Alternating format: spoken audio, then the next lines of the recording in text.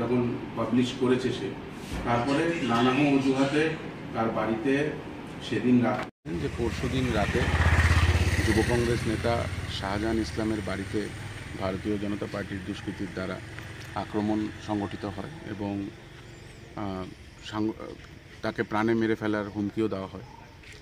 এবং আমরা দেখছি যে তারপরে থেকেই তার বাড়ির লোকজনদের উপর প্রচণ্ডভাবে বিজেপির লোকদের এবং বিজেপির সেই অঞ্চলের নেতাদের দিয়ে প্রেশার ক্রিয়েট করা হচ্ছে এবং বলে দেওয়া হচ্ছে যে সেই মসজিদ পট্টির ভেতরে, যে মসজিদের ভেতরে ওদের বাসস্থান থেকে যেন ওরা বাড়ি ছেড়ে চলে যায়, যেটা আমাদের মনে হয় অমানবিক।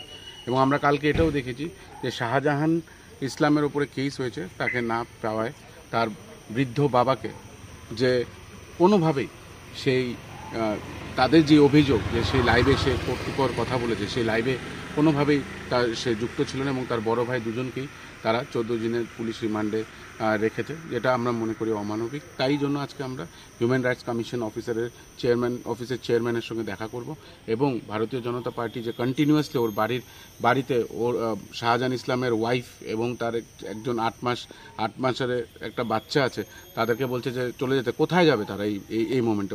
ওদের তো কোনো বাড়ি ঘর নেই, তাহলে কি একটা বাচ্চাকে নিয়ে সে তার বউ রাস্তায় বসবে? এই নিয়ে আজকে আমরা হিউম্যান কমিশনের কাছে এসেছি, হিউম্যান রাইটস কমিশন অফিসারের কাছে চেয়ারম্যানের সঙ্গে কথা বলার জন্য।